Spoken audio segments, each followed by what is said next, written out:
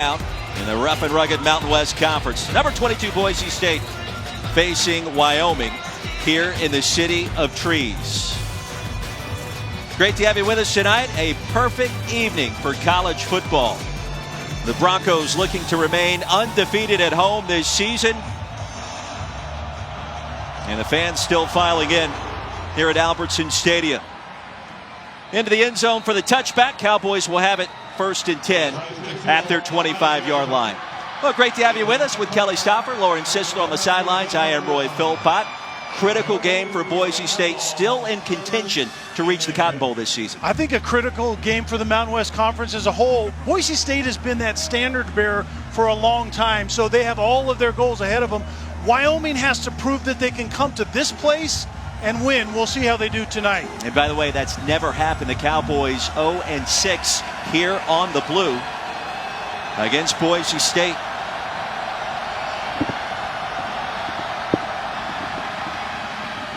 And on first down, Wyoming doing what it does best. Xavier Valladay plunges ahead for a gain of a couple.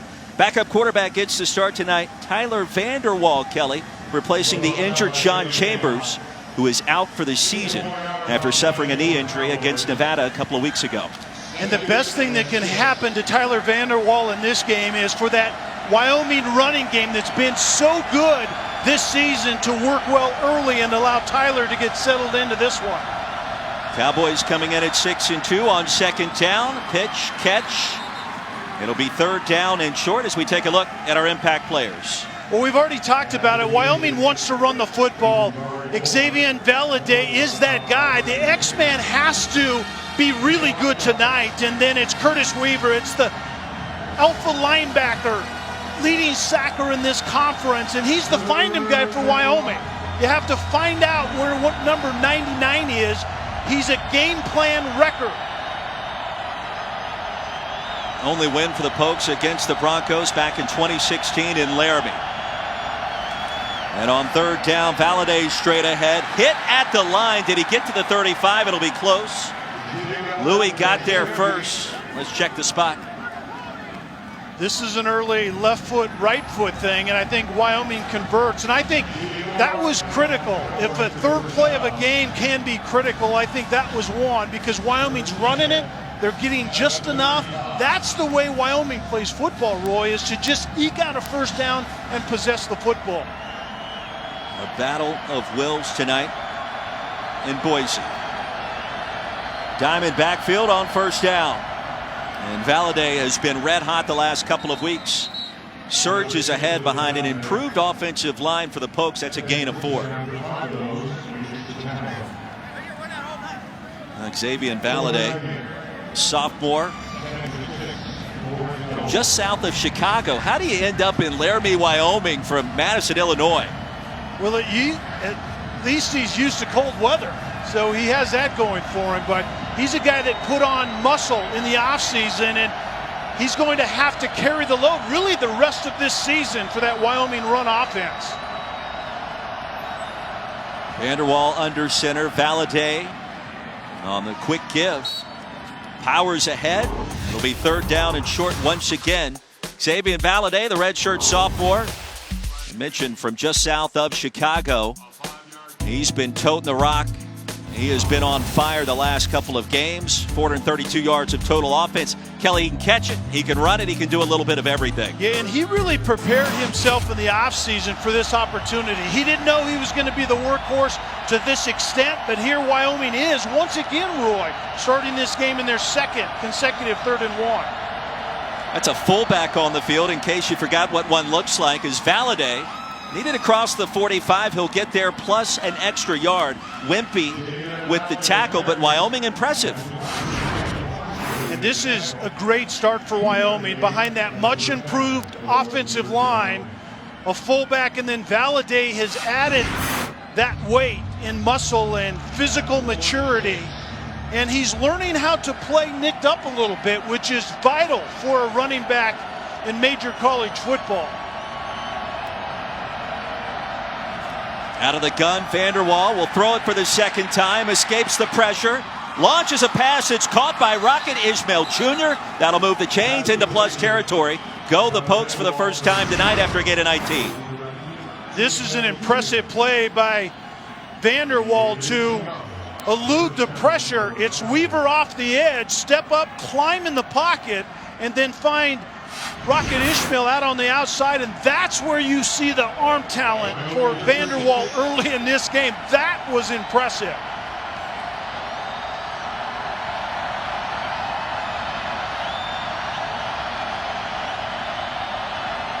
From the 36, handoff goes nowhere. Driven backwards is Valladay. David Moa. That's a loss of 5. David Moa is the run stop defensive tackle and the pressure guy, and watch how quick the 6'3", 300-pounder gets off the ball. Not very well blocked. That wasn't really a quarterback read, even though it was presented that way. Vanderwall is not a quarterback read guy, and so it's the downhill running game, and you got to eliminate that penetration. Hard to do against the 6th-year senior David Moa. 2nd and long. Cowboys behind the chains for the first time. That's a short game. Well, and Roy, you just said it. Wyoming's behind the chains for the first time, and so you're getting to 3rd down and the first real pass down in this game for Vanderwall. And so what he has to do early is make really good decisions. You got to check the ball down. You got to take a profit. Don't put the ball in harm's way, especially early in this one.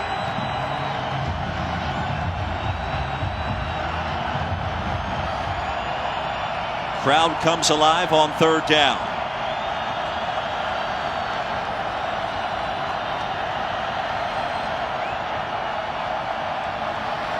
Here's Vanderwall. Pocket collapses, has to hurry, and heaves that pass out of bounds. Had a man breaking open for a moment. The pressure got there.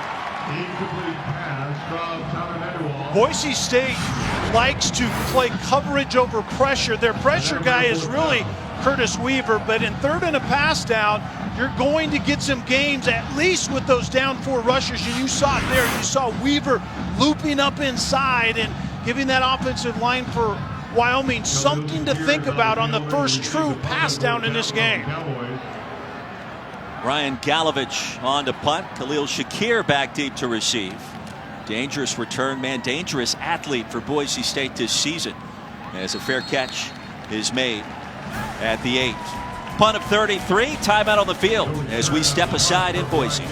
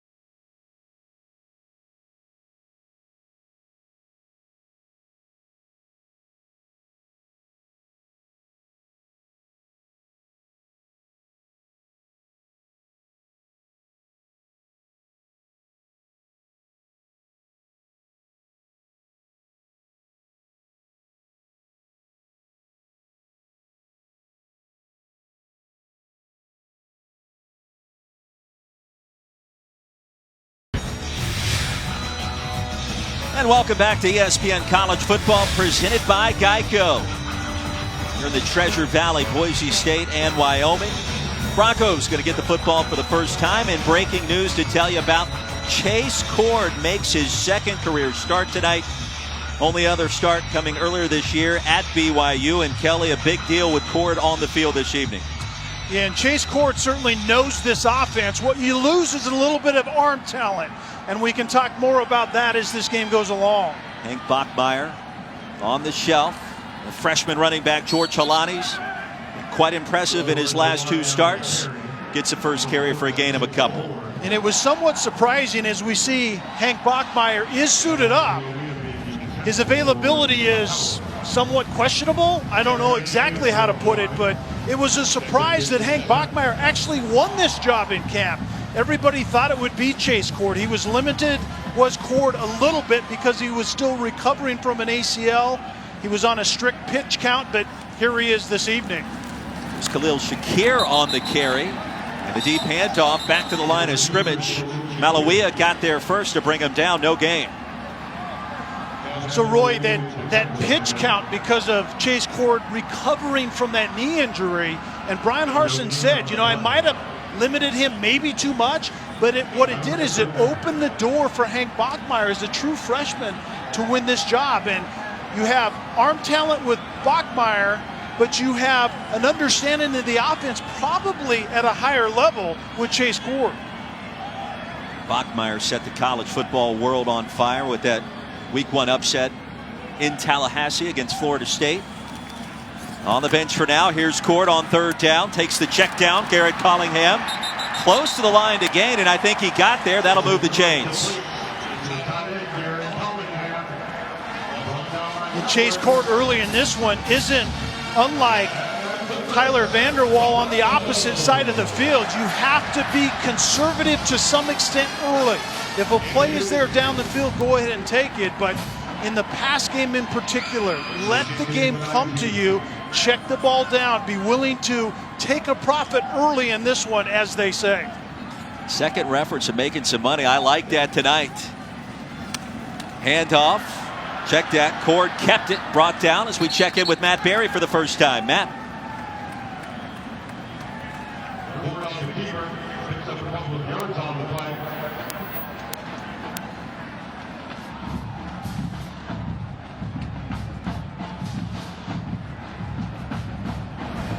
Second down. So Clemson making a statement today. Ohio State doing the same thing against Maryland. We've got upsets to talk about as well as we wrap up your college football Saturday.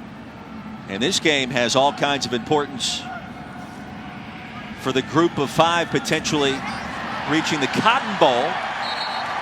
That pitch and catch results in another first down. Boise State, Kelly, ranked 22nd in the initial college football playoff rankings. And if the Broncos can close out strong, they will have a chance along with these other four programs, Cincinnati and Memphis, just above Boise State. Yeah, Boise State now has some work to do because they stumbled in Provo against BYU a couple of weeks earlier. But certainly Cincinnati and Memphis have to play each other maybe twice. And so that could clear the way above Boise State. This game, of course, critical for Boise State's hopes. Wyoming coming in with just one conference loss. So after the catch by Bates, there's Shakir running. And into plus territory, a punishing finish. Brought down near the 45 by Rome Weber. It was a mesh concept with crossing routes underneath, one by the big tight end and the other by Shakir. And essentially it works as a legal pick route, if you will, and Shakir is that guy. He's kind of the X factor, especially as Boise State gets deeper onto the red zone. Chase Cord making his second career start, a perfect 3 for 3 so far. And confusion, it looked like Halani was going to get the handoff. Instead, Cord is tackled in the backfield by Cole Godbout. And those little things show up when you have a new quarterback that doesn't get all of the reps with the first team in practice. It's the ball handling on those quarterback read situations. Chase Cord is a true quarterback read guy. That's what he was known for until that ACL that happened in practice in October. He's recovered from that, not quite as swift as he once was, but that's on the table with him playing, is that quarterback run game. Cord out of the gun after the loss of 2 with plenty of time. Surveys. Halani has it. Makes a nifty move. Close to a first down. It'll be 3rd down and short coming up. Well, Chase Cord, the redshirt sophomore out of Peoria, Arizona. Saw the field in a couple of contests a season ago before tearing his ACL on October 6th. We mentioned the start earlier this season, Kelly, back on October 19th. Boise State's only loss of this season against BYU. Yeah, and Brian Harsin told us that they didn't do Chase Cord a very good service against BYU. They didn't call a very good game from a play standpoint. Look for that to be better here tonight. It already has been better with those underneath throws. Here comes Hightower on the end around. Plenty of real estate. Inside the red zone, he stays alive. Hit hard inside the 15 by Logan Wilson. That'll be his first tackle, but Boise State in business after a gain of 21. And a lot of teams will play shenanigans like this as a changeup in their offense. This is actually a staple for Boise State. This is one of probably 8 to 10 that we will see tonight, and then reversed by Hightower, and it was well set up outside. It almost looked like a punt return coming to our side. We will see a ton more of that this evening. 10th play of the drive for the Broncos. Cord pulls it out and battled up quickly into the boundary. Zayas Gandy helped bring him down. And Wyoming told us yesterday an interesting thing, Roy. They said with Hank Bachmeier, he's the more prototypical Boise State quarterback with arm talent, and you see that pass game in full bloom. With Chase Cord, they feel like the offense changes to some extent, and that he's more of a role player. He understands the scheme, but it's about ball distribution. So we'll keep an eye on that as this game goes along. Andrew Van Buren into the backfield. Shakir in motion. The little shovel pass. And a nice pickup for C.T. Thomas. We check in for the first time with Lauren Sisler. Yeah, guys, this coaching staff has a lot of confidence in Chase Cord and believe he's got all the qualities you want in your quarterback. Coach Harsin told us that Cord had a great week of practice, got a lot of quality reps in. He's been locked in and ready to go. Well, Lauren actually asked Brian Harsin about what makes for a good practice. How do you assess that? And it starts with Tuesday install walkthrough. Chase Cord was locked and loaded from the get-go. Van Buren, the running back. Butler in motion on 3rd down and short. Power set for the Broncos. Play action. Cord floats one towards the end zone. Reeled in by Butler for the touchdown.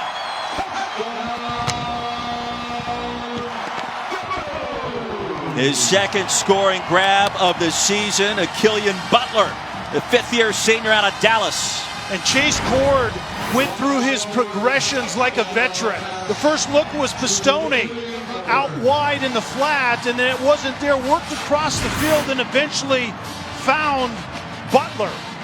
That's what Chase Cord brings to the table. He understands it, he gets it. If he just plays within his skill set, you will see plays like that this evening. 92 yards in 12 plays, just over 7 minutes off the clock. As sacks, extra point is good. And our news. The Cyclones hanging around. Cowboys trying to do the same thing on the road here. Valladay hit hard short of the 30. And the punt team will trot on the field for the Cowboys. DeAndre Pierce got there first. Yeah, a holding penalty and a pre-snap penalty certainly didn't work well for that drive, but 3rd and 29, that run right there by Valladay at the very least might create a little bit of field position for a very good punter from Wyoming. Avery Williams scored the first touchdown of the game a week ago in the comeback win against San Jose State. Galovich averaging 38 yards per attempt so far tonight. Here's a chance for Williams. Flag on the field.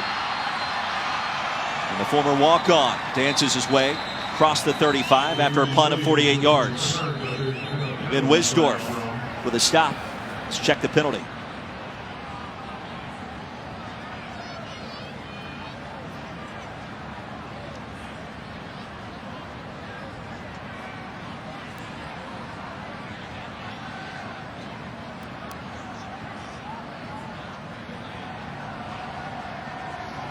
During the kick, holding receiving team number 22, 10-yard penalty, first down, Boise State. That'll back the Broncos up. Still leading 7-0 in the City of Trees.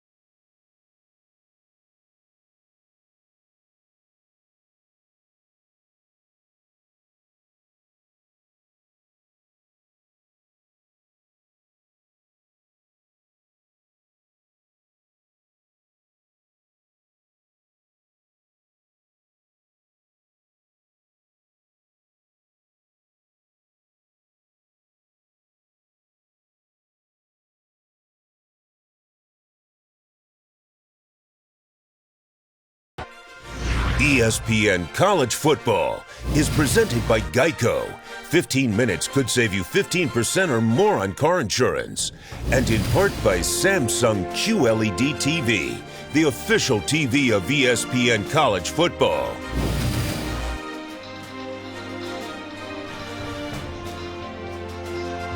And as always this time of year, we like to salute all of our nation's veterans, past and present, as we take a look at some of the courageous soldiers around the globe proudly showing off their school pride. We thank you all for your service. Amen to that.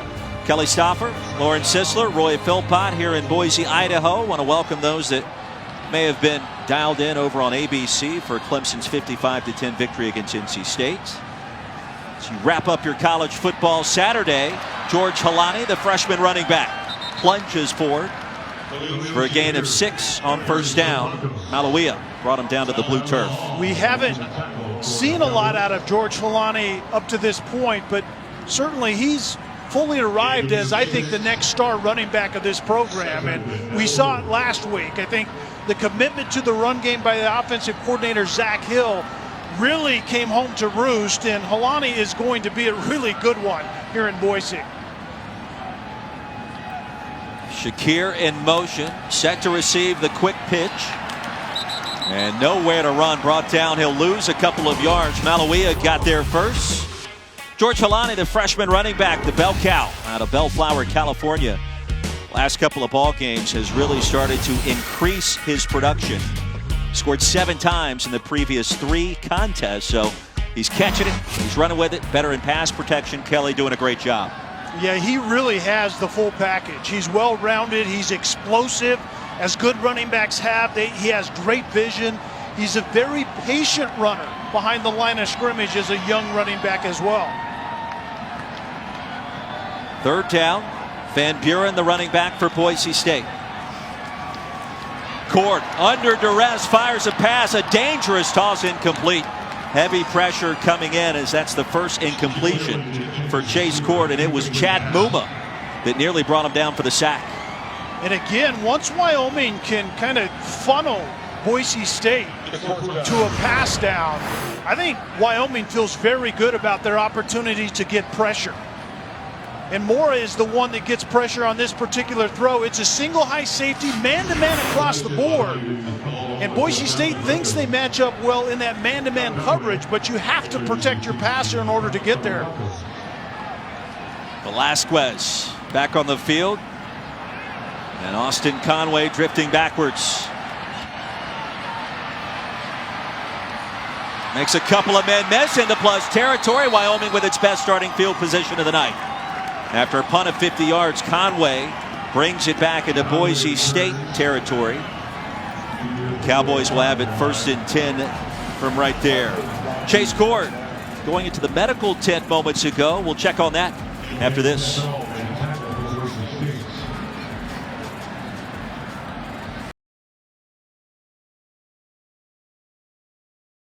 Area, but he chose the Cowboys. Vanderwall towards the end zone and incomplete, nowhere close. Eberhardt was breaking open for a moment. Yeah, and that was a good decision. It was kind of a scissors route, and Eberhardt was going to the post. There was another receiver going to the corner, and at the end of the day, it was well covered. And those are the type of decisions early in this one that Vanderwall needs to make, especially down here in scoring territory. Tyler Vanderwall told us this week he grew up a Boise State fan. He's never offered by the Broncos, but he had the gear back in his California residence. Josh Harshman close to a first down, and in fact they'll give it to him after a gain of 11. Riley Wimpy with a stop.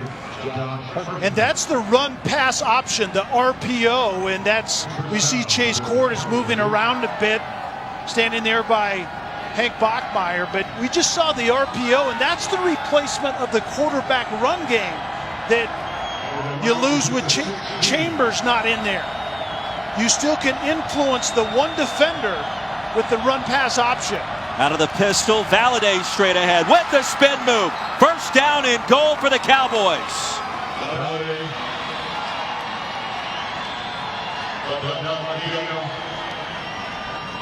Well, you really see that Wyoming offensive line starting to get lathered up a bit. And there's a rhythm to those guys getting run fits up front, and you're seeing that right now on this drive. It's interesting. It's not a veteran group, but they did change offensive line coaches back in February. They brought in Bart Miller, who's done a standout job. Power running straight ahead through the A-gap. Wimpy stopped Valladay. Well, Bart Miller, that new offensive line coach you talked about, he's brought a new attitude, kind of a physical mentality. And Craig Bohl told us that they're starting to resemble the guys or the attitude that group had on those national championship teams at North Dakota State. They're a physical, nasty bunch up front at Wyoming when they want to be. Couple of big plays here potentially. Valladay gets the handoff, runs into a pile. 3rd down and goal by using the hashtag LiveMa Student Section Contest. 3rd down and goal. What do you dial up here? I think you got to get to the edge, whether it's your quarterback in the zone read game. That might be the surprise here without Chambers there. Valladay, the running back. You called it. There goes Vanderwall for the touchdown. That to me is obvious if Sean Chambers is in the game as your running quarterback, but it's by surprise if Vanderwall is your guy. And so you get him to the edge with a personal protector, and certainly it caught Boise State defensively by surprise a little bit. What a response for the Cowboys on the road here in Boise, place where they have never beaten the Broncos, as Cooper Roth's extra point is good. Vanderwall is mobile. Let's make that point. He's not Chambers, but he can run the football. So it's zone inside, and then it's Harshman, 33, going across the formation and leading outside, and they outflanked at Wyoming. Outflanked Boise State defensively. So I think that was a great call. And see, more love is needed for a player like Josh Harshman, who's from Casper, Wyoming. His father's the head coach at Natrona County High School, also coached Logan Wilson back in the day. But Harshman's block really sprung Vanderwall, and now we're tied at 7. Yeah, and you were talking about, you thought that drive was vital to not just get points, but get in the end zone, and Wyoming accommodated that thought. But Harshman is a relocator. He's essentially a moving fullback. They throw to him once in a while. Harshman has 5 catches, but Natrona County High School and Casper are a bunch of beasts. They have a historically outstanding football program. A touchdown for the Cowboys and Craig Bohl. Year number 6, he's already won 1 division title in his tenure at Laramie. Well, you think back to the national championships that he claimed as an assistant at Nebraska. 3 consecutive titles at North Dakota State in the FCS ranks. Now trying to do it in Laramie. And a reminder, college football edition of Detail, hosted by Alabama's Nick Saban, is now streaming over on ESPN+. Coach Saban analyzes Alabama's run-pass option on both offense and defense. Catch this new episode of Detail exclusively on ESPN+. Sign up today at ESPNplus.com. And I imagine that show is going to be interesting in the next couple of days as Alabama loses at home for the first time in more than 4 years against LSU. Earlier today, Chase Cord back in there under center. Halani the handoff and a gain of 3 yards on first down. So Roy, if you go back and talk about the identity of Wyoming defensively, they don't give up much in the run game, and they make an offense essentially one-handed. They take away the run, they force the pass, and then they force the pass in predictable pass situations. And that's where Wyoming started to make traction in this game. You can see those numbers right there. Wyoming defensively is their calling card. They just need to get enough done offensively to supplement that. Cord, Halani, and sandwiched down short of the line to gain. It'll be 3rd down, and a short 2 is Logan Wilson with the tackle after a gain of 5. And in that pass game, Chase Cord is still willing, and necessarily so, to check the ball down. Throw it to your running back, Halani, as we saw right there. But we talk about be willing to take a profit. The translation is when nothing is downfield, as a quarterback, you have to be willing to throw to your checkdowns. Force the defense to move up in coverage. 3rd down and 2. Big play here. The Cowboys stack up Halani at the line of scrimmage. No gain. Javari Jackson, the junior, with the tackle for loss and a big one at that. And Jackson just off the ball quickly. They literally call it a get off, and then it's not allowing the offensive lineman to even get hands on you if you're Javari Jackson. That was well played by a big defensive tackle. Jake Dickert, defensive play caller for the Cowboys, as Velasquez dropped the punt, or the snap rather, and somehow gets it into Wyoming territory at the 48-yard line. And I think Joel Velasquez, after a punt of 19 yards, just took his eye off the snap for a moment. I think you're exactly right. The officials were talking about it because Velasquez did get hit as the punter, but the ball was tipped. And just absolutely, it was a perfect snap right at the chin, and Velasquez doesn't do the first thing that a punter has to do, which is simply secure the football. It's a lot like a quarterback taking a shotgun snap. You have a lot of things to do, but you can do none of it until you secure the football, and Velasquez does not do it properly right there. Zayas Gandy got a fingertip on it. Wyoming set up, outstanding field position. Valladay in the plus territory, back to Matt Berry. Valladay crosses the 50-yard line, where he's brought down by Ben Wickersham. Gain of 3 yards. At the 49, 2nd down. Matthew, thank you very much. Back in Boise. Second down for Wyoming. The Cowboys at 6-2 coming into this game tonight. Broncos at 7-1, a critical matchup in the Mountain Division of the Mountain West Conference. Rocket Ismail Jr. with the grab. That'll bring up 3rd down and 1. One thing that Craig Bowles' teams have historically been known for is really good special teams, and that really changed the tide in this game. Austin Conway had a nice punt return, set up that last scoring drive, and then Velasquez makes a big mistake, and Wyoming will see if they can take advantage of it here as they're down to 3rd and 1 on this drive. Pokes 3 of 6 on 3rd down tonight.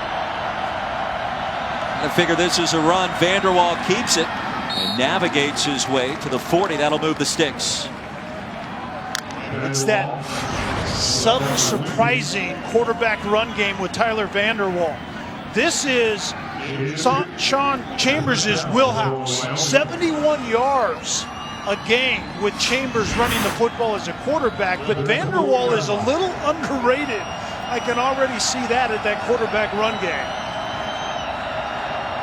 You think about his journey under center, replacing the injured Sean Chambers back-to-back years. Keeps this play alive, flings a dangerous pass, incomplete, and it could have been picked off. Jalen Walker got a couple of fingertips on that one. We mentioned Sean Chambers. He's the team captain this year, Kelly. The physical running style is actually 5th in the country among FBS quarterbacks in rush yards per game. And you lose a player like that and then get this kind of production right after he goes out. That's a significant deal. Oh, no question. It's 71 yards in that rush game, as you can see. And that's the calling card offensively for Wyoming. Run it first, play action pass off of that really consistently productive run game. On 2nd down, the run game continues. Valladay with authority. Lunges forward to the 35-yard line. A gain of 5. And a timeout call by the Cowboys. And don't forget, Tuesday at 7 p.m. Eastern on ESPN and the ESPN app, we'll have the exclusive reveal of the next college football playoff top 25 rankings. Reese Davis and the guys will break them down from top to bottom. Coaches' reactions and a live interview, of course, with committee chairman Rob Mullins. Tuesday at 7 as we take a look at our storylines from today impacting those rankings. Penn State no longer undefeated. A big win for LSU on the road. And Joe Burrow, I mean, you don't want to... Unreal. He's phenomenal this season. Yeah, it was amazing. And it was what was amazing as a former quarterback, it's that response in multiple clutch situations. That was incredible. He's got a little swagger to him, no doubt, as well. Check his Twitter account if you don't believe me. Rocket Jr. in motion. 3rd down and a big play for the Pokes. Breaking open for the first down is Valladay.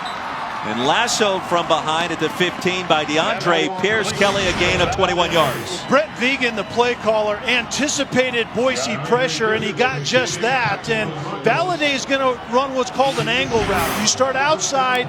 Curtis Weaver cannot cover Valladay in the pass game, and that proves it right there on that play. Scored on a similar play against Nevada 2 weeks ago. Down goes Vanderwall. All the way back at the 23-yard line. Curtis Weaver, one of the top sack masters in the nation. Well, if Weaver can't cover Valladay in the pass game, he certainly can sick the quarterback. Just going to come violently off the edge. And it's just so hard to get hands on him. He's strong as Weaver, and he runs the rail. He dips the left shoulder, and he closes at the quarterback. As good as a lot of people in this country. Timeout for the Cowboys. You see Weaver's numbers. 4th in the country in sacks this season. Now at 11.5 after that last one. Hard to believe he's only a redshirt junior, but make no mistake about it, next year, come draft time, Weaver's going to be climbing up the boards leading up to that event. Yeah, no question. He's not a real twitchy guy, and there's a question about, his bendability in that sense as being a cheetah edge rusher at the next level, but he can hold the point of attack. On 2nd and long, down goes Vanderwall again. Curtis Weaver again. ball came out, but after Vanderwall had hit the blue turf. This guy's a one-man wrecking crew on this possession.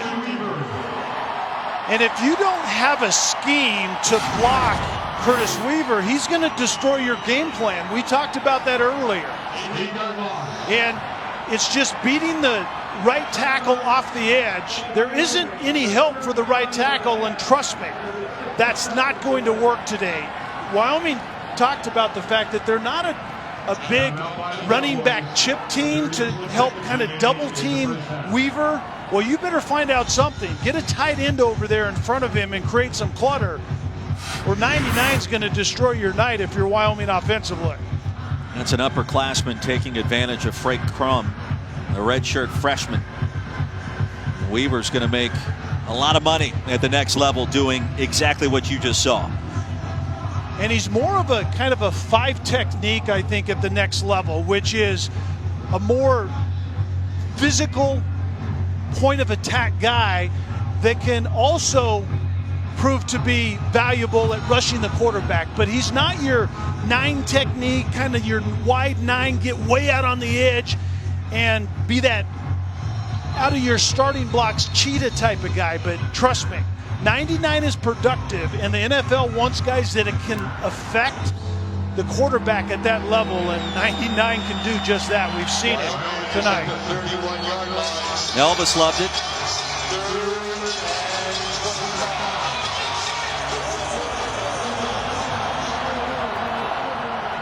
And Weaver told us that loss against Fresno State in the Mountain West Conference Championship game a year ago still stings to this very day. He wakes up every morning motivated to avenge that setback, to win another conference title. As replay is going to take another look at that last sequence, and as Vanderwall hit the turf, the ball was kind of jarred loose for a moment. And that really is what has to happen, right? The ball has to be on its way out. It has to be, in a sense, loosened from the grip of the offensive player.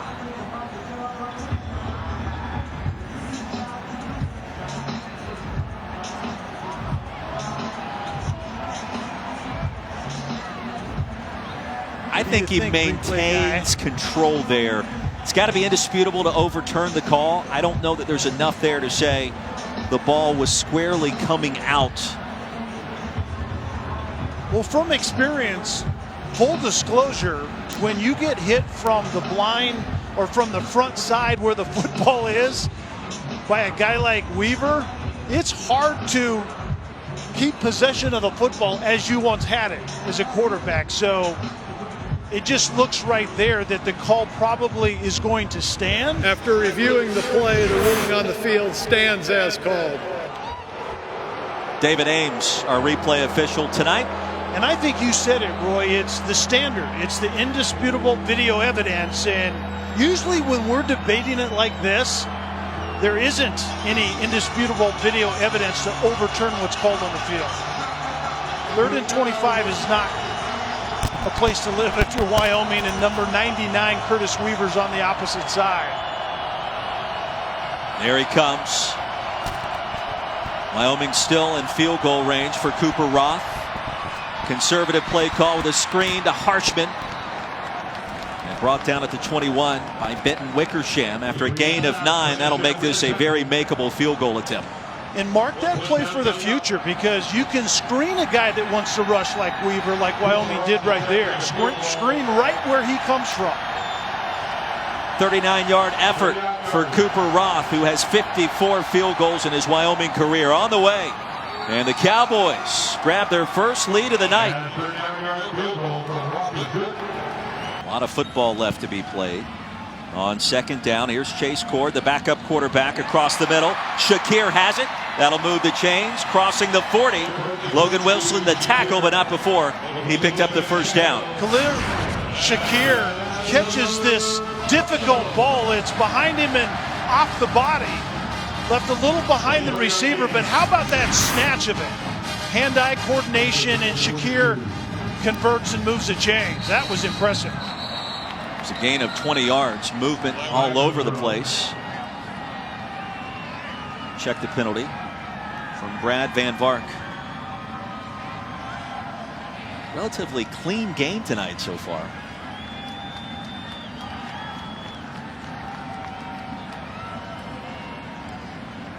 I believe that was John Molchon, the guilty party. One more look at that last reception by Shakir. Yeah, it doesn't get much better than this. Shakir reaches behind him. The man-to-man coverage, pressure up inside, and Shakir gets into the middle of the field, kind of where he roams a ton from that slot position, but it was all about the catch right there.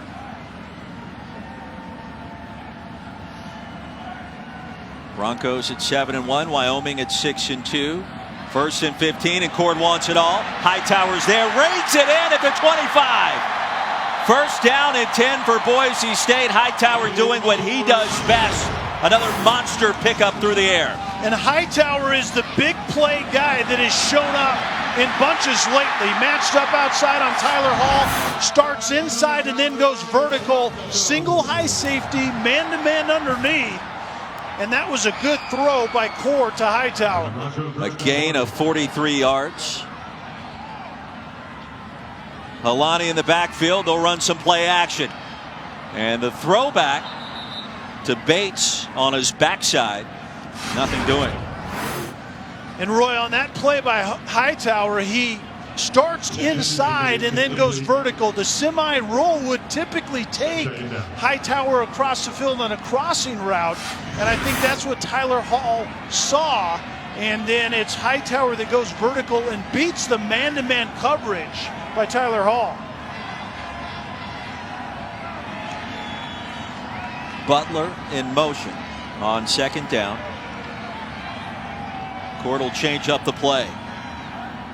Have not seen Hank Bachmeier tonight, Boise State's usual starter this season. Towards the end zone, breaking open, Tay Evans. Flag on the field, and that should be pass interference. Halliburton in coverage. A lot of contact into that orange end zone.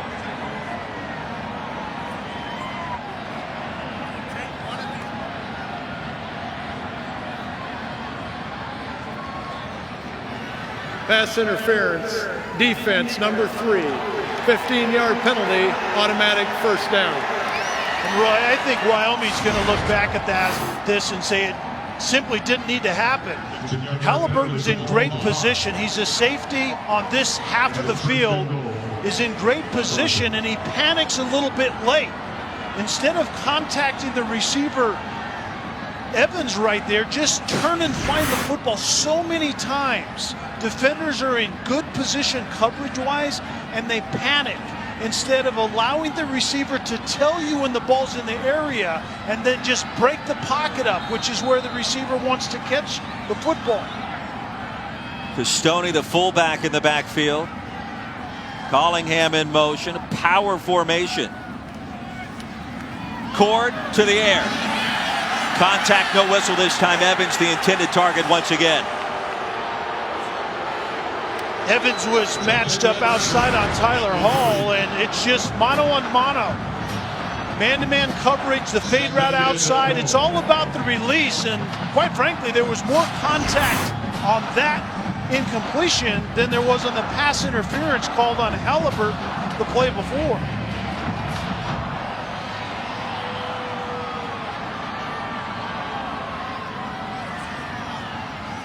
Second down. Goal to go. Just underway in our 2nd half in Boise. Helani, the spin.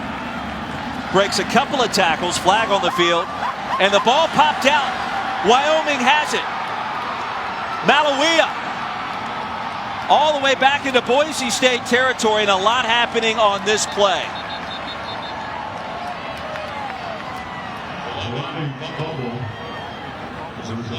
Let's check the penalty. My guess is this one likely to come back, but certainly a big call here by this veteran crew. Ruling on the field is a fumble recovered by the defense. Holding on the offense. That penalty will be declined. 1st down. So the question is going to be, is Helani down before he coughs up the ball? He breaks 2 different tackles, And then the question is that ball coming loose? It doesn't have to be out. It just has to be on its way out. The fumble is under further review. Well, Kelly, it looks as if the ball popped out for a moment. He regained control with both knees on the ground before it finally came out. Timeout on the field.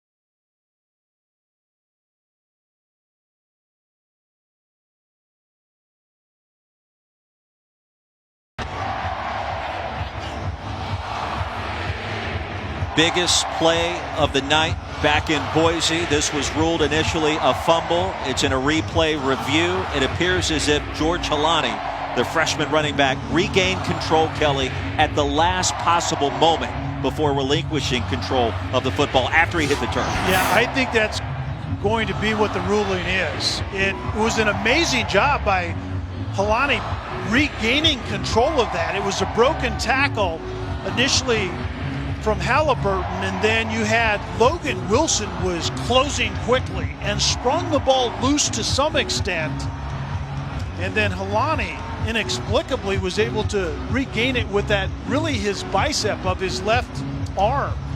That was pretty impressive. Well, the ruling on the field, of course, ultra important. Has to be indisputable video evidence. If the call is overturned, that would negate a 60-yard fumble return and certainly put a smile on Brian Harson's face after that last sequence, because that could have been utter disaster. Oh yeah, it would be an enormous turnaround in what's become a defensive slugfest deep in the red zone, potentially turning it over. Wyoming's defense giving their offense really good field position. You brought up a great point as well. The officials are taught to let the play run itself out, so to speak, in case the fumble return is legitimate. And by all accounts, that was a bang-bang sequence. It was hard to tell in real time. And body language means something, and Wyoming's defense seems to be going back down to the red zone as if this is going to be overturned. After reviewing the play, the runner was down by rule prior to the ball coming loose at the 8-yard line. Therefore, we will enforce holding on the offense, number 47. That'll be 10 yards from the previous spot. We'll replay second down. Well, the good news is Wyoming defensively still has that play that they can get off the field. They got Boise State now with that holding call behind the sticks. So Wyoming typically really squeezes tight, and if they could hold Boise State to a field goal or a field goal attempt right here, that would certainly be a win. You see that defense, it has been rock solid Greg Bowl talks about it. We want to outwork everybody. We do it with toughness. We do it with physicality. We do it with fundamentals. They're doing it so far tonight, but after the penalty against Matt Pistone, it'll be 2nd and goal from the 15. Second and goal.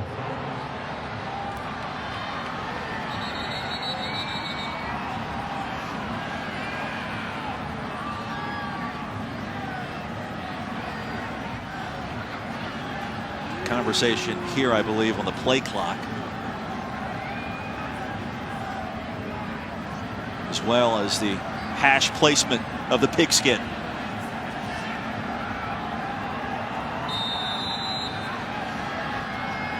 After all of that, Van Buren is the running back for Boise State. Cord remains in, utilizing the shotgun, and there goes Cord with a pass. Stopped at the 8. Logan Wilson, the tackle. Well designed. Boise State spreads it out with twins wide receivers out wide to both sides, and then the running back Kalani leads Cord up the gut on the quarterback draw. Chase Cord used to be known for a quarterback that can run the football. A quarterback run game was certainly center of attention, but after that ACL last October, it really hasn't been that big of a staple in his. 3rd and goal. Cord flush, flings it, nearly picked off. And what was he thinking there? That was almost picked off by Logan Wilson, who just seems to have a nose for the football. A couple of flags on the field with 4th and goal upcoming. Chase Cord made a horrific decision. He was very fortunate Logan Wilson didn't pick this ball off. I think it surprised the linebacker as well, as that shovel forward hit Logan Wilson right in the chest.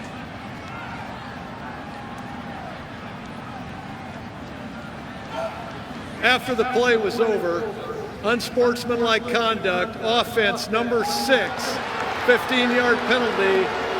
It'll be 4th down. That's number 6, first unsportsmanlike of the game. C.T. Thomas just turned this chip shot field goal to a bit of a challenge for Eric Chase Sachs. Cord, the decision making in the red zone, he simply has to do a better job than this. You have at least 3 points on the board. That's what you have to be telling yourself, and that decision didn't end as poorly as it could have. That was not a good one. Sachs' longest field goal of the season, a 41-yard effort down in Tallahassee back in week 1. This one from 40 on the way. And it is good, and we are tied. Eric Sachs ties us up 10 apiece.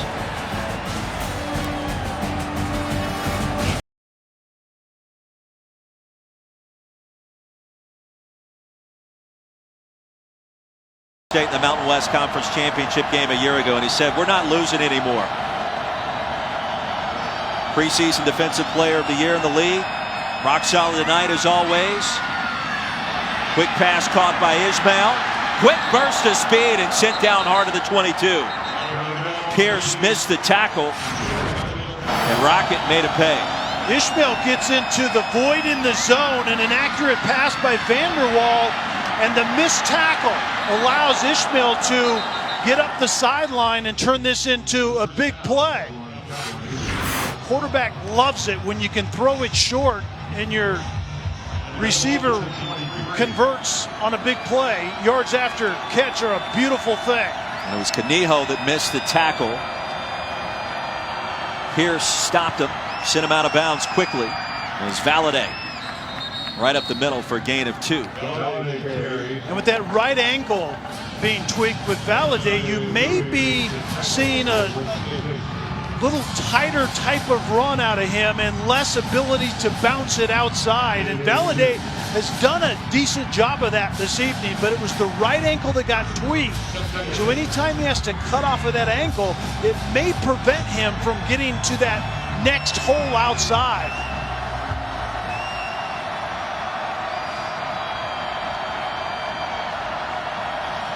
Second down. Valladay with a crease. Valladay towards the end zone. Valladay for the touchdown.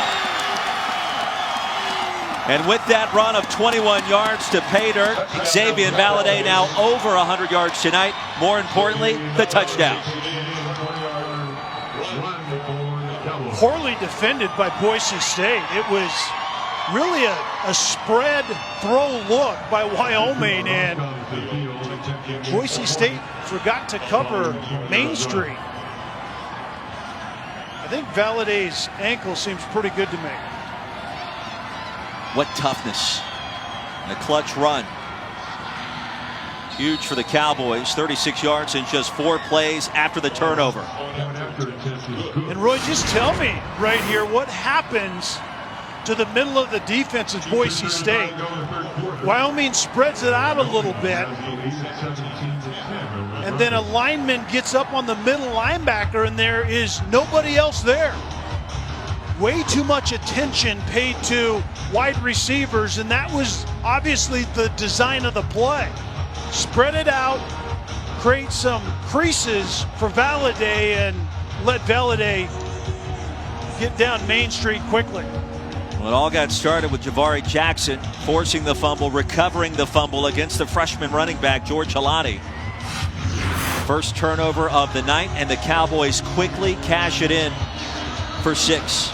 Points off of turnovers in a defensive bloody-your-nose slugfest certainly seems to be what's going to tip the scale. We spent a lot of time with Craig Bowl last night, and this kind of game has his fingerprints all over it. As you see, the Cowboys, they've been great in terms of turnover margin this year. One of the best in the nation. Tell you what, Craig Bowl, a treasure for college football. If you listen to his press conference this week, you certainly understand why. And the big game tonight for him and for Boise State. Hightower on the ensuing kickoff, tripped up, driven down hard. Well, we'll have the 24th MLS Cup from CenturyLink Field tomorrow at 3 Eastern, noon Pacific on ABC and also the ESPN app. Seattle Sounders host Toronto FC in a rematch between the 2016 and 2017 MLS Cup champs. All headed your way tomorrow.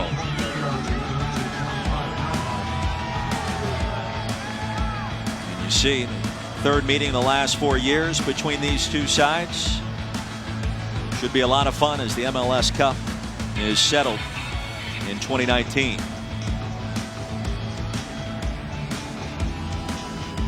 Well, this game's so important for so many different reasons. You mentioned the Mountain Division Championship implications and all of that impacting the entire group of 5 as they try to reach the Cotton Bowl. Cincinnati, Memphis currently ahead of Boise State. Navy and SMU, Kelly, still in the mix. And the standard bearer for years has been Boise State in this conference, and certainly they have an opportunity to be that group of 5 representative. But the thing that we forget is if Wyoming can continue to play well here and win this one, and Butler is being helped off the field, as you can see right there, a big playmaker on the offensive side, but Wyoming throws the Mountain Division in the Mountain West Conference into complete chaos if they can come into Boise and steal this one. Do something that they never have done. Wyoming's only win in this stadium came the famous Idaho Potato Bowl 2 years ago against Central Michigan. Josh Allen's final game playing for the Pokes. First and 10 from the 25. Chase Cord remains the Boise State quarterback.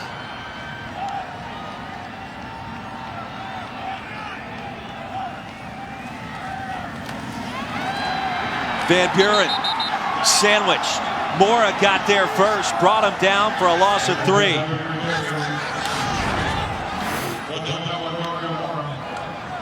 Mora from his defensive tackle position slants right into the play, and what he did is Mora got a great read off the offensive line. It's that far knee when it angles away from you as a defensive lineman. If you slice that direction, that offensive lineman typically is going to lead you to the football, and that's what happened with Mora right there.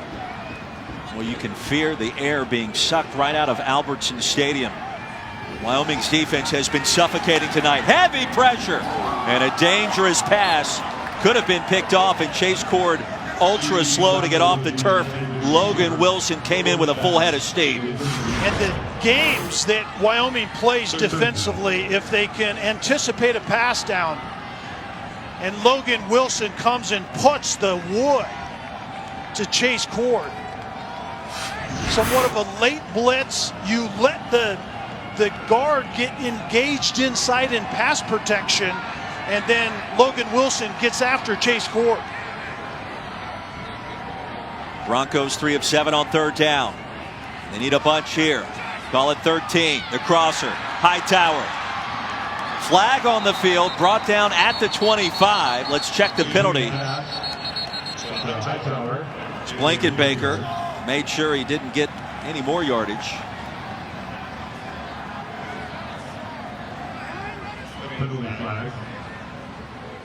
And this one going against Boise State. Pass interference, offense number 5. That penalty is declined, brings up fourth down. And Roy, we've seen this multiple times. It's a mesh route or crossing routes coming from either direction, and the one crosser is really running a pick route to try to free up John Hightower in this case. And the crosser got called for offensive pass interference.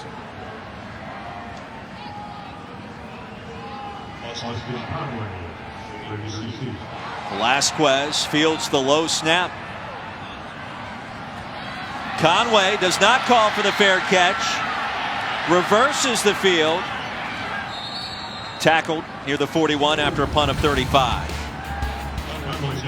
Well, now we'll take you from plan to play, brought to you by Northwestern Mutual. The fumble, Javari Jackson. The recovery by Javari Jackson. And the touchdown moments later, Xavier Valladay. First of the game, giving Wyoming a 7-point advantage. And turnovers are one thing, but turnovers find their value when they're turned into points. And Wyoming certainly has made it the difference in this game thus far. Vanderwall under center, I formation. Valladay tap dances towards the line as we check in again with Lauren. I'll tell you what, I've been watching Vanderwall throughout the night, watching his emotion, and he's a very emotional guy. When things not going well, slamming his helmet down, but things changed after that last drive, a lot more confidence, fist pumping out here, dancing around, and I think he's taking full advantage right now of being QB1. Yeah, QB1 is benefiting from a defense that took the football away, and that certainly has a way of making you feel very comfortable as a quarterback. And he's looked comfortable for most of the night, despite constant pressure in the first half from Curtis Weaver. Flush, Vanderwall. Pass is incomplete. Had 2 receivers in the area, and a couple of Bronco defenders came down hard as he was trying to spot Austin Conway. Vanderwall is fortunate that he didn't get offensive linemen illegally downfield. This was a quick route. It was well covered, so typically as a quarterback, you simply have to airmail that out of bounds. And Weaver comes up limping after chasing Tyler Vanderwall after that play.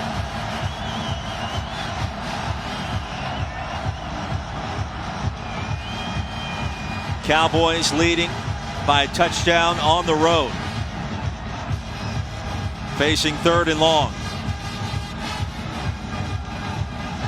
What is that they're doing 6 yards behind the line of scrimmage? I'm not really sure that we've seen a lot of that in recent weeks. Did you call that a huddle? I think you call it a sugar huddle. It's kind of a huddle, and it is a team that huddles, Wyoming, which is highly unusual this day and age, but somewhat of a sugar huddle, and a lot of times you will do that and break quickly and have some type of gotcha play set up. The big development is 3rd and 10 is a pass down, and Curtis Weaver came up limping the play before. Metrics certainly don't support an upset tonight, but Wyoming doesn't care. Cowboys need 10.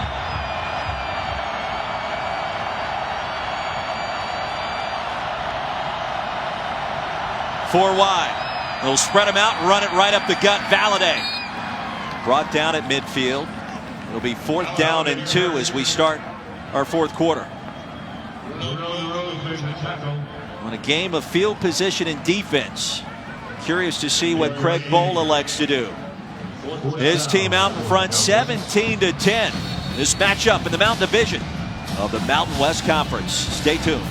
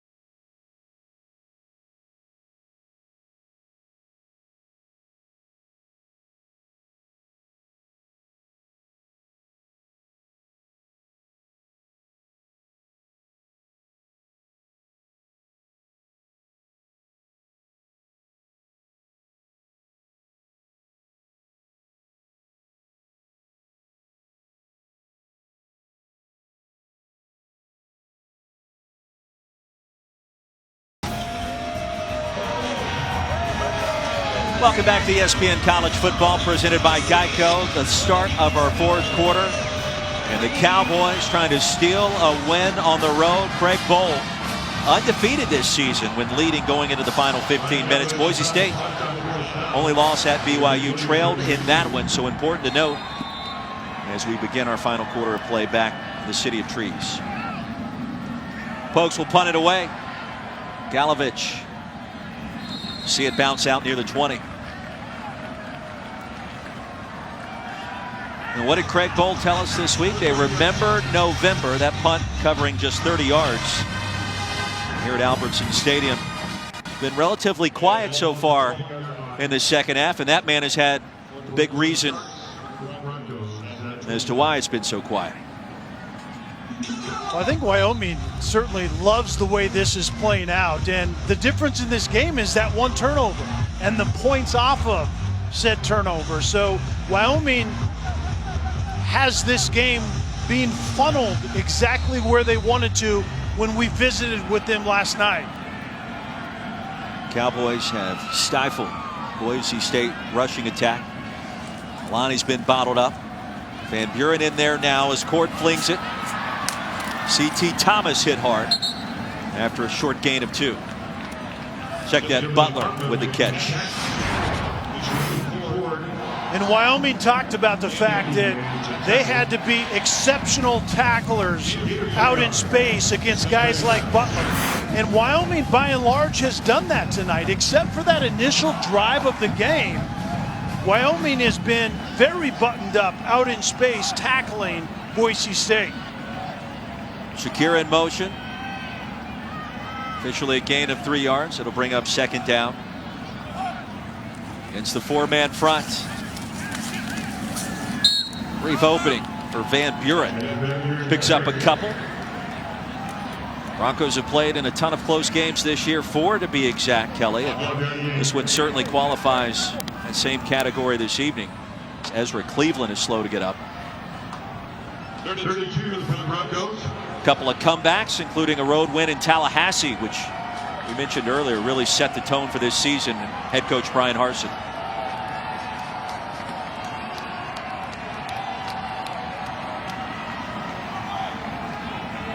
Seven in the box for the Cowboys. Van Buren. Boy, just no real estate there on 3rd and 2. I don't think he got there. Yeah, this is going to be extremely close. I think you're right. He might be about a half a yard short, but Van Buren is more of the battering ram, more of the physical, get downhill type of guy, and it's almost like an attitude adjustment for Boise State's run game, and we'll see if they can convert and continue this drive. Well, if you're tuning in late, they're going to mark him just short. Hank Bachmeier did not start, has not played this evening, has been banged up. Chase Cord making his 2nd career start, has gone the distance. The Broncos will call a timeout. We'll step aside.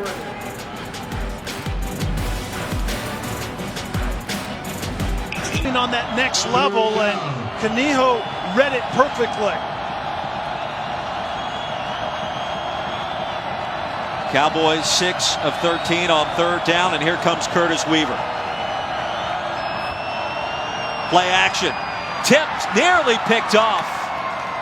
In coverage, Awahine Wimpy got a hand on it right at the line. And I think Vanderwall had a chance to get the ball through on that slant to Rocket Ishmael, and then just a lot of traffic to throw it through on the line of scrimmage. And you're exactly right.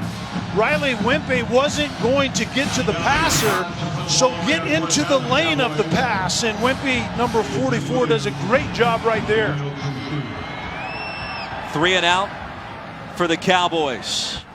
Boise State set to have outstanding field position as the ball will be spotted at the 43. 1 possession game, 11 minutes to play here in Boise, Idaho. Williams brought down near the 43-yard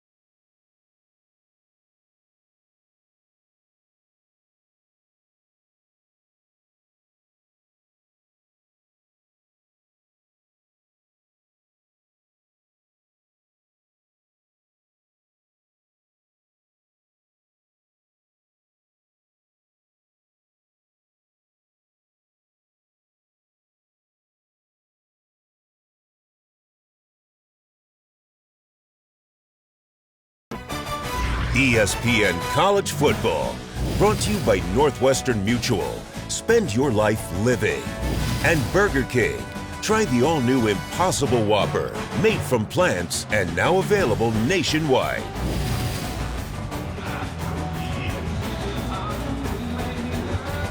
Some of the beautiful sights around Boise State. Kelly, you and I have been up here a number of times over the years. It never gets old as Ben Wisdorf needs assistance. A senior from Cheyenne, Wyoming, to exit the playing surface. Certainly hope that he's going to be okay. It did not look good on the replay that we saw,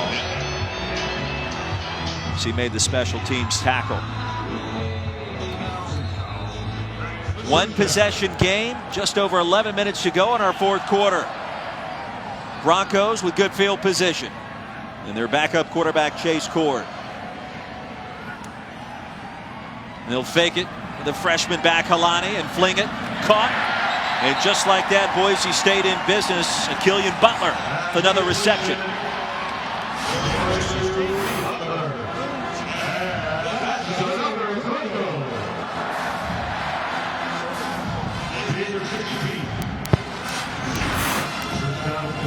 So after a gain of 14,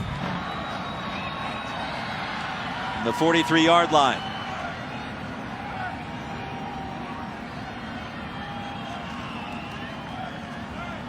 Alani, the running back, fake it his direction again, and now swing it out. Number 24 in all black will pick up 4, call it 5 on first down. Logan Wilson, the tackle. Boise State on the move.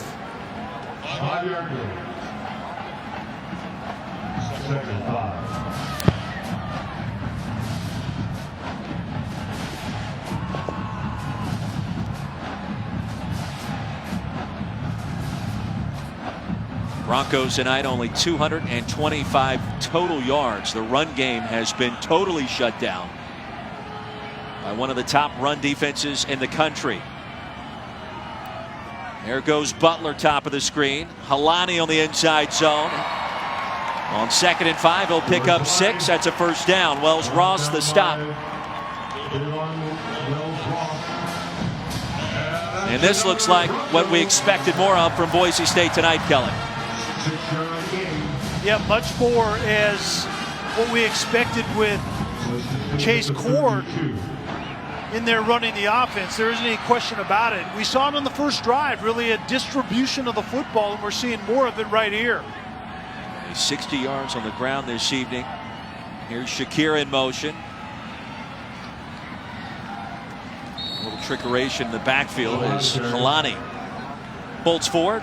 Alawia Wilson combined to make the stop after a gain of 2. And Halani really is what's been missing out of this Boise State offense. The disappearance of the run game that we saw front and center big time last week against San Jose State. But Wyoming's defense is a different animal altogether. Here's Cord. Pressure. There he goes. Chase Cord to the edge. He'll pick up the first down, sent out hard at the 22-yard line by Hearn. It's a clean hit, inbounds, and a gain of 8 yards.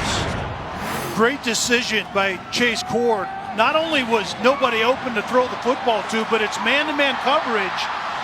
And if the quarterback can just get past that second level and into the secondary, all of the defenders are running with receivers.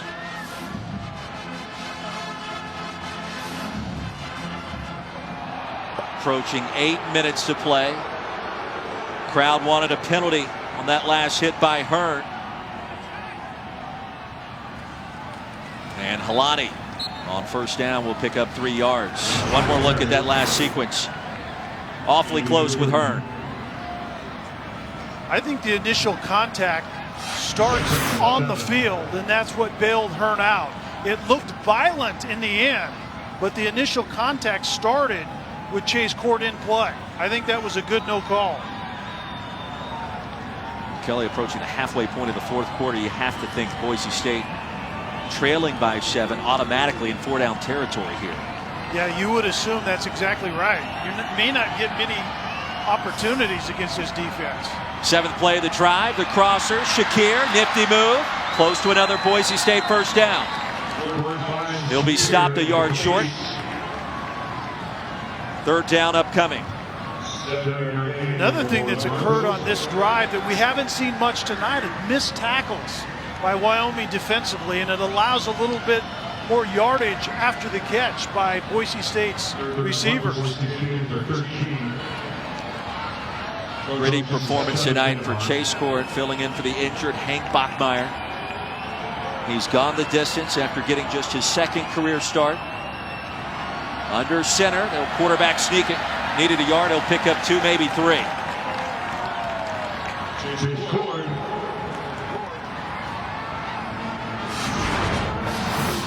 This is what we were hoping for, is just a good old-fashioned Mountain West Conference game where defenses play well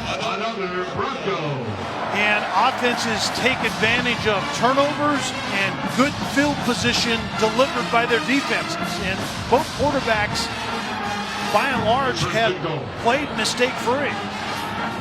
They'll call it first and goal from right at the 10-yard line. Milani motions out. Cord with time. Directing traffic, and there he goes. Chase Cord. Brought down inside the 5 at the 4. Zayas Gandy with the tackle. It'll be second and goal. And that was man-to-man coverage again, and Chase Cord makes another really good decision. It's crossing routes. You have 2 crossing routes coming from the left side to the right, forming somewhat of a double pick for a crossing route coming back from the right to the left, and well defended by Wyoming, and Chase Cord makes a good decision. Cord splits out wide. Halani settles in as the Wildcat quarterback, and he'll hand it off. Shakir towards the pylon. Did he get there? He did for the touchdown. A crafty play by Zach Hill and Brian Harsin results in 6 points for the Broncos. Well, we talked about it earlier in this game that Shakir is really the red zone X factor, and when you give a quick receiver, as we see Shakir keep his feet in bounds and penetrate that inside of the pylon with the football, and that certainly is a touchdown.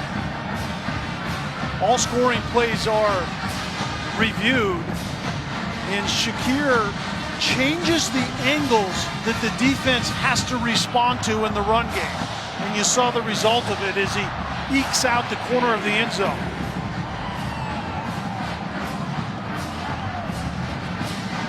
Play had a 2005 feel to it with Halani as the Wildcat.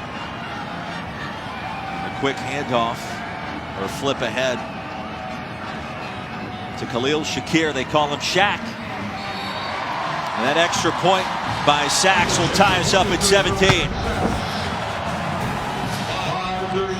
Broncos on the move, Kelly. Well, Boise State is all about shenanigans. And Shakir, we can call him Shax, takes it into the corner right there. And Laramie.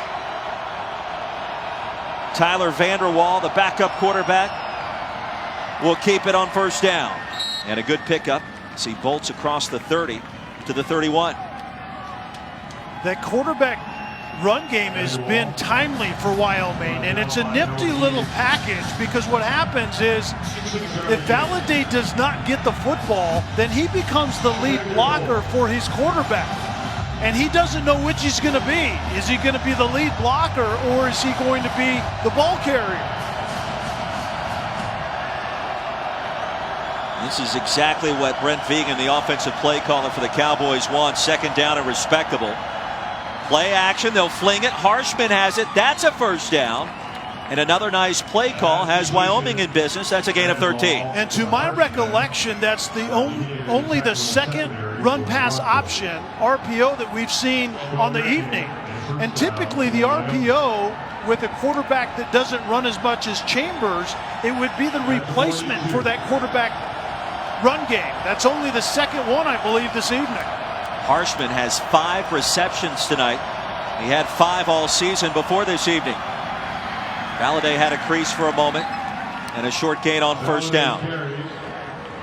And Roy, the usage of the run-pass option, the reason it's important, because remember what the quarterback zone read game is all about, is you're able to cancel one defender by the quarterback making that defender wrong. Well, that's the exact same thing that a run-pass option is.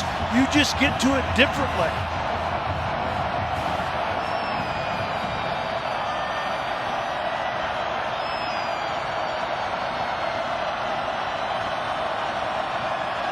Under 4 to play.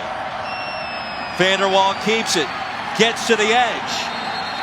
Shoved out of bounds near midfield. A flag follows him at the 45-yard line. Let's check the penalty on what would be a gain of 7.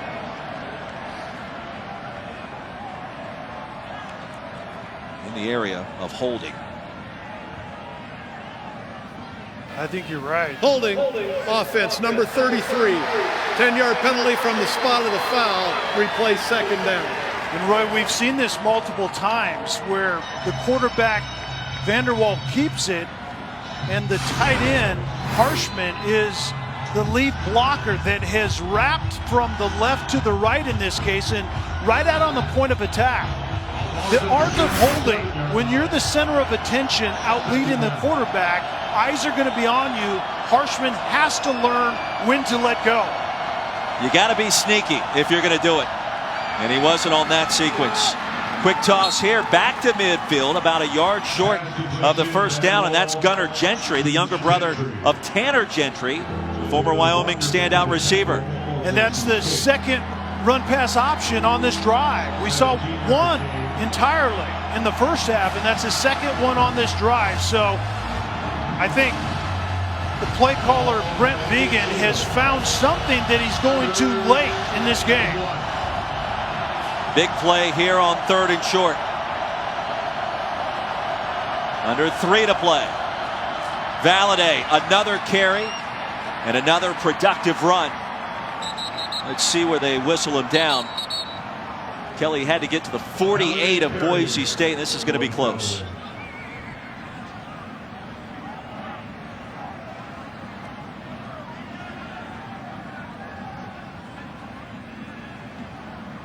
Typically, you bet on the offense if you don't see that immediate penetration defensively, and I didn't see it on that play, but going to be game stopped to take a further look at this one.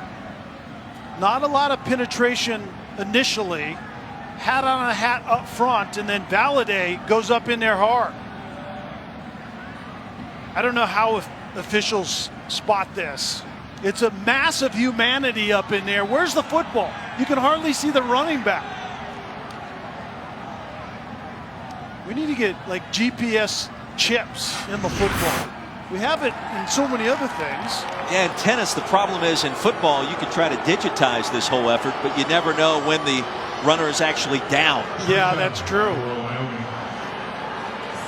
That's why we need to utilize the global GPS system. Track it from a satellite. First down, Cowboys. Craig Bohl trying to do something he's never done before. That's beat Boise State here.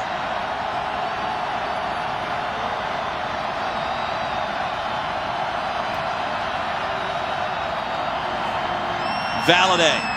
No real estate that time. Driven backwards. No gain on the play. What Wyoming needs to go to is the run-pass option off of that play. When you have a zone run outside to the left, and we've seen Vanderwall keep it and run to the right, but have a run-pass option to the right. Either Vanderwall keeps it after a fake to the running back, or he can throw it outside. We haven't seen that yet. Folks, with 2 timeouts remaining, Gentry in motion, top of the screen. He'll fake it, and a quick toss ahead to the 40 will make it 3rd down and 2. That's another run-pass option. I truly believe it's not play action. It's a run to the running back, or a pass, in this case, to the tight end Harshman off of one defender. If that defender steps up to be a run fit, you throw it to the tight end behind him. 3rd and 2. Time winding down in the fourth quarter in a tie ball game. Valladay, the running back, and he gets it. And he should have enough for the first down. Let's check the spot. I think he's going to be short by as much as a yard, if not probably right in that area. You called it. 4th and 1. Pokes indicating they're going to go for it. Alert hard count and alert quarterback run.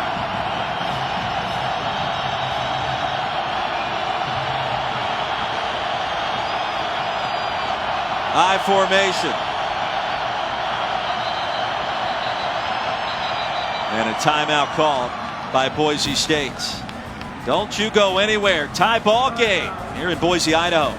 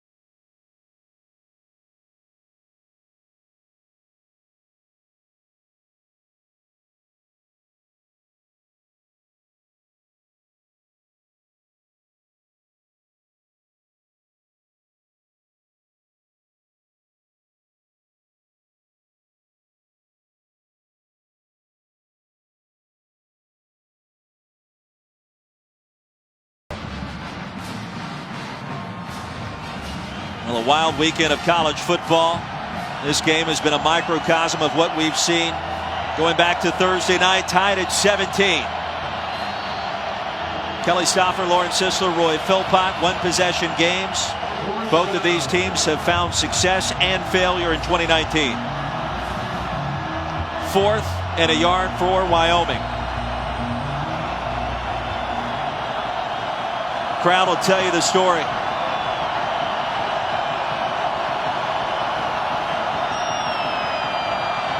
Valladay. Bottled up, driven backwards. I don't think so. Riley Wimpy led the charge. Boise State takes over on downs.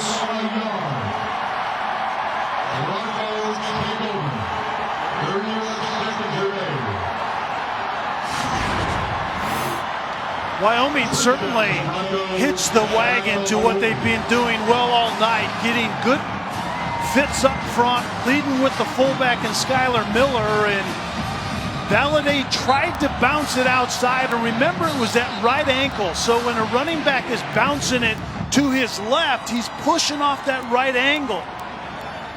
And certainly Vanderwall understands the implications of not converting right there.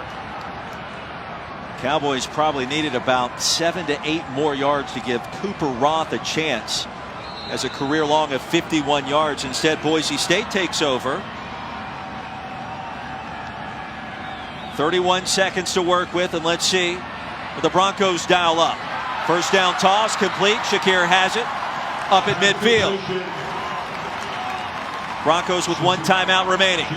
That'll stop the clock. And so what you do initially is you certainly want to work the sidelines, but with that 1 timeout, don't forget about the middle of the field. Boise State needing to gain at least 15 more yards to give their long distance place kicker Joel Velasquez an opportunity.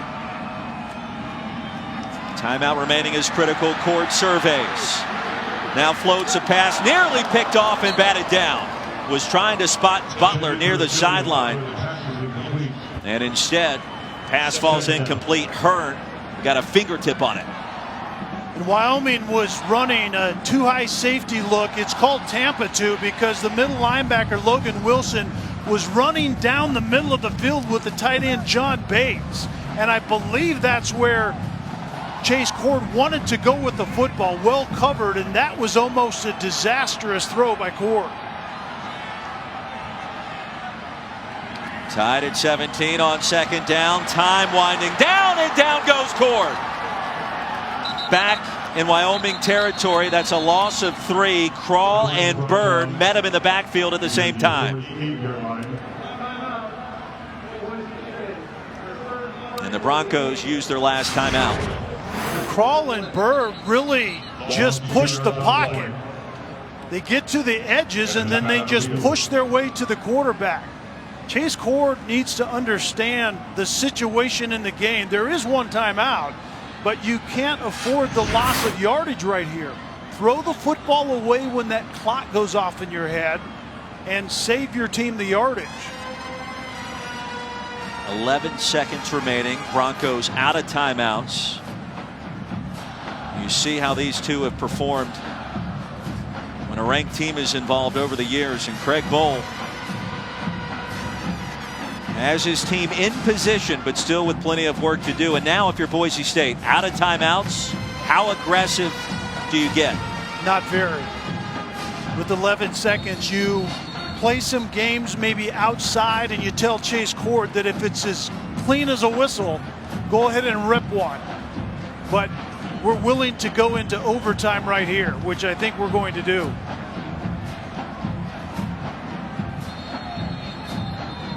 Not sure why the clock changed to 7 seconds for a moment. Brian Harsin wondering the same thing. Yeah, they just rebooted it, but you don't have the advantage of that timeout and being able to work the middle of the field now, Roy. So I think out wide you just have to be very careful. Hightower bottom of your screen as the 6'2" frame matched up against Tyler Hall.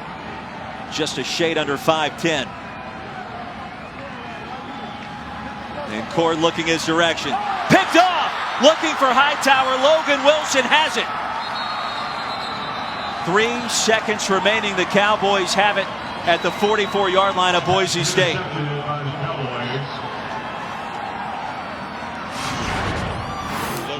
Logan Wilson is doing 2 things. He's reading the eyes of the quarterback, and he's getting as deep as he can get. And Chase Cord just simply needs to understand that.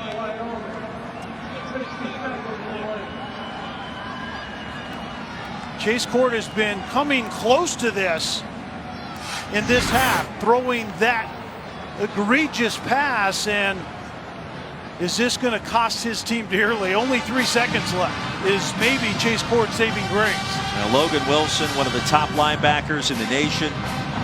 378 career stops coming into this game tonight. Well, we are to assume that Cooper Roth cannot get it there from here. Would you agree with that?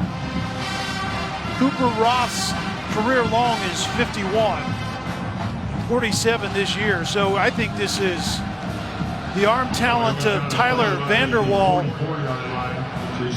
throwing this high and into the end zone and giving his leapers a chance.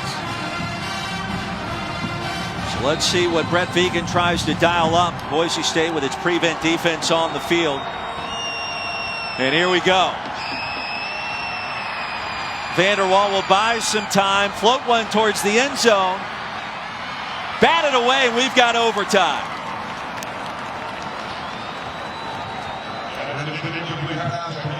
Boy, a lot happening in the final 3.5 minutes of this one, and after it's all said and done, we got free football on the way.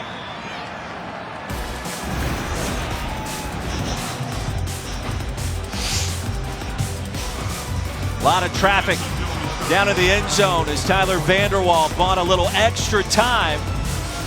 And we've got overtime headed your direction after this.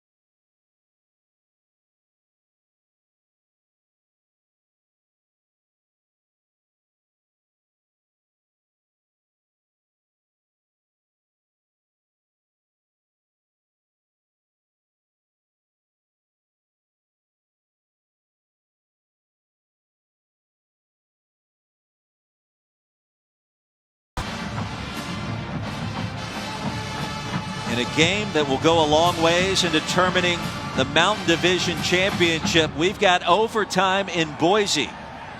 Kelly Stauffer, Lauren Sisler, Roy Philpott tied at 17 between the Broncos and the Cowboys of Wyoming. And a coin toss will get everything underway. What a fun game this has turned out to be, and just a grudge match of sorts between these two rivals. Hey, gentlemen, we're going to play overtime. Each team will have one and only one timeout per overtime session.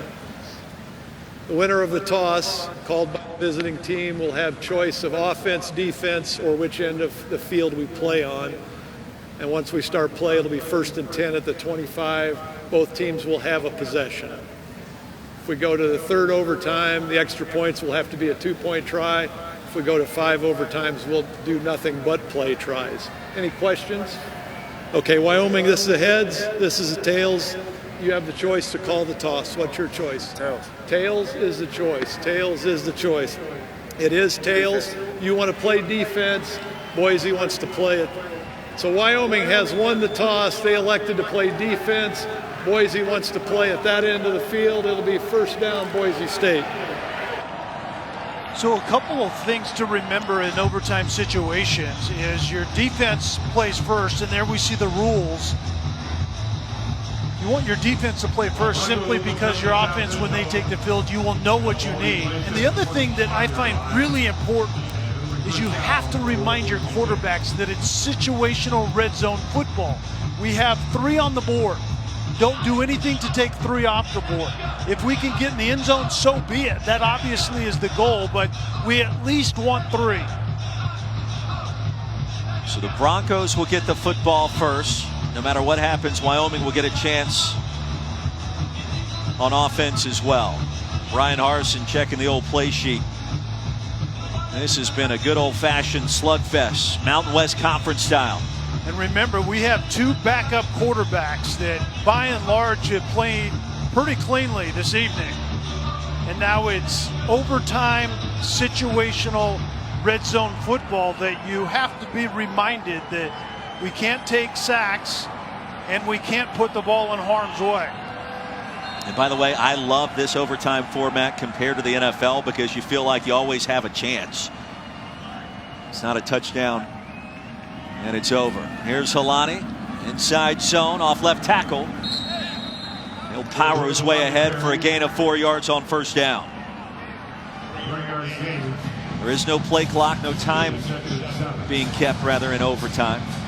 You see the records overall. Yeah, and Wyoming defensively, Roy, to remind people, they only give up touchdowns a ghastly 38% of the time, which is off the chart. That's 7th in the country and certainly 1st in the Mountain West Conference. 3 wide on second down. And a short 7 to go. Chase Cord rolls out, waiting, firing, catching. They're going to rule that a grab right at the line to gain at the 15 by Khalil Shakir. Shakir had to double catch this, and the first thing we need to do is confirm that Shakir actually did possess it while he was in bounds. It bounced off his chest, and I think that left foot was still down. Using tempo, Helani darts ahead to the 10. We'll rule him down at the 11. Halliburton the tackle.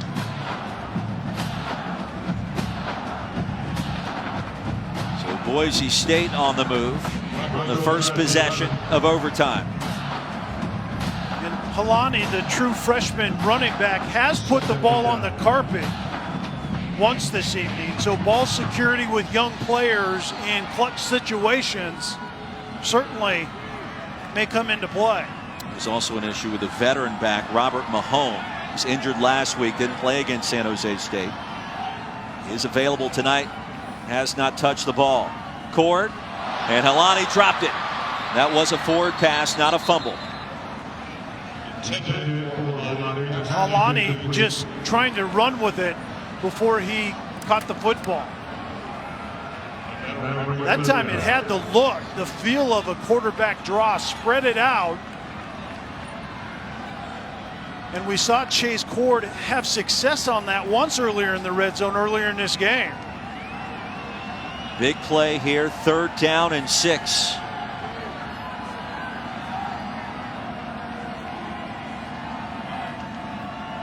Shakir in the backfield. Cord fires the pass low, and that is incomplete. It'll bring up 4th down. Looking for his tight end, Collingham, who couldn't corral the pass. And Cord had Collingham sitting in that zone. It was the appearance of pressure by Wyoming defensively. They bailed late, created a lot of clutter on the back end, and Cord just simply short hops it to Collingham. So a 28-yard field goal attempt for Eric Sachs. He's 1 for 1 tonight, 11 for 13 on the season. A 5th-year senior from the right hash on the way. And the Broncos take a 3-point lead. There is a flag on the field.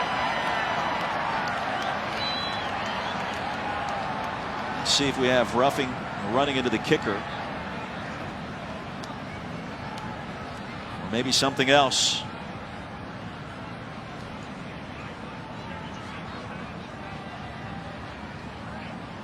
I believe it's running into the kicker.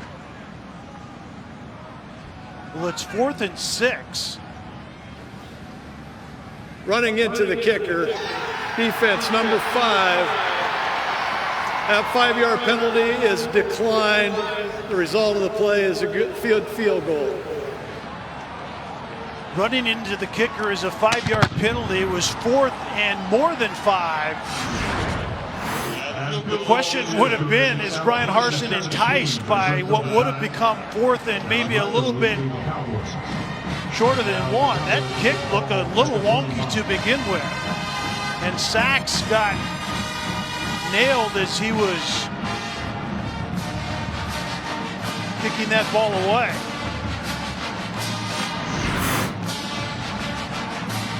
Not a ton of contact, but enough to warrant the 5-yard penalty. It wasn't a ton of contact, but there certainly was a ton of acting by Sachs on that play. He went down like a sack of potatoes. So here we go. Don't forget Sports Center coming up as soon as we're done in Boise. Field goal means another overtime. A touchdown means Wyoming wins it. And they'll run the flea flicker. Vanderwall looking towards the end zone. Flings it. Picked off! No, incomplete. The pass was dropped at the last second, looking for Conway, and it was Wimpy in coverage. 30 yards down the field, the linebacker had Conway blanketed. And Wimpy should have had this football. There isn't any question, and it was the gotcha play. And Vanderwall certainly shouldn't have thrown this. There wasn't a receiver open. How about the play call? Wow. On first down in overtime. You don't see that every day. Out into the flats. Marcotte has it. First catch of the night as he crosses the 20. Brought down by Jalen Walker. It'll break it 3rd down and short. And that type of surprise play by Brent Vegan is difficult to execute in the red zone. I don't think that was a very good sense of what's needed in this game. You've been running the ball somewhat effectively, effective enough to just drive it methodically and try to close this one out. Valladay, the running back. Pokes need 4.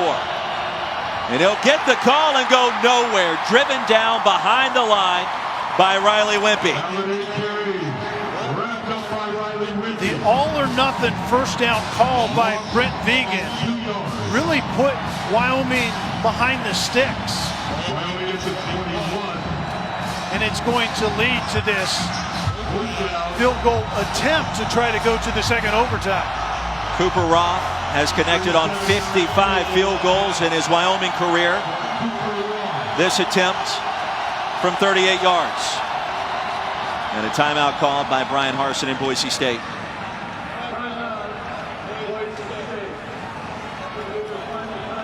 Officially a 37-yard effort for Cooper Roth, and the senior from Longmont, Colorado, has a lot to think about. You know, Roy, I don't mind the surprise play right there on first down. I just don't like the type that Wyoming ran.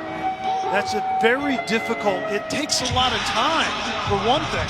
And you're deep in the red zone, plus 25 to begin the drive. So it just simply didn't work out. Cowboys only win in the series 3 years ago when Josh Allen, a first-round draft pick of the Buffalo Bills at quarterback, directed the victory. And they need a field goal made by Cooper Roth to keep this one alive tonight. A lot at stake in the Mountain Division of the Mountain West Conference. From 37, Roth got underneath it on the way. And no good. Boise State survives.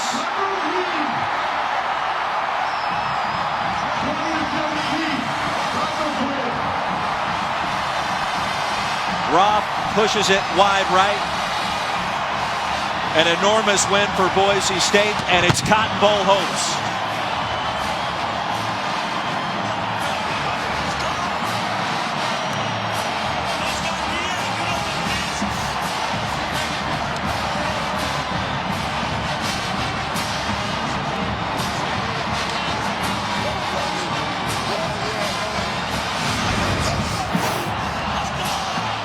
Super Rob just didn't seem to strike this well. It didn't sound good. And he just left it right from the get-go. It never really had the sense that it was hooking back in.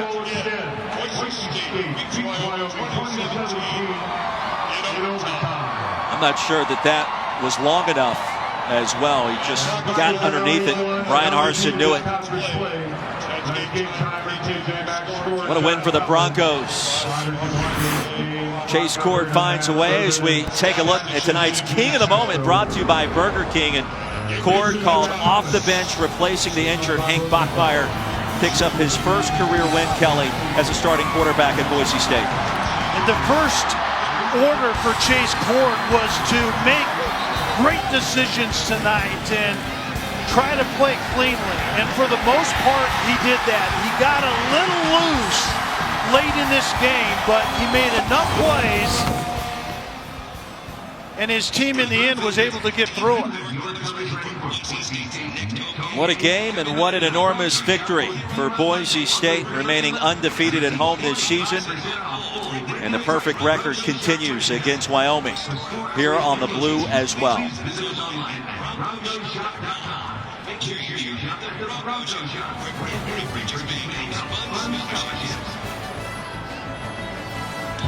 Chase Cord throws for nearly 200 yards and a touchdown. It was enough, and just enough, as Boise State survives in overtime. 20-17, the final look at the missed field goal moments ago. Cowboys fall to 6-3. Boise State improves to 8-1. Final score 20-17. For Kelly Stopper and Lauren Sisler, I'm Roy Philpott saying good night from Boise, Idaho.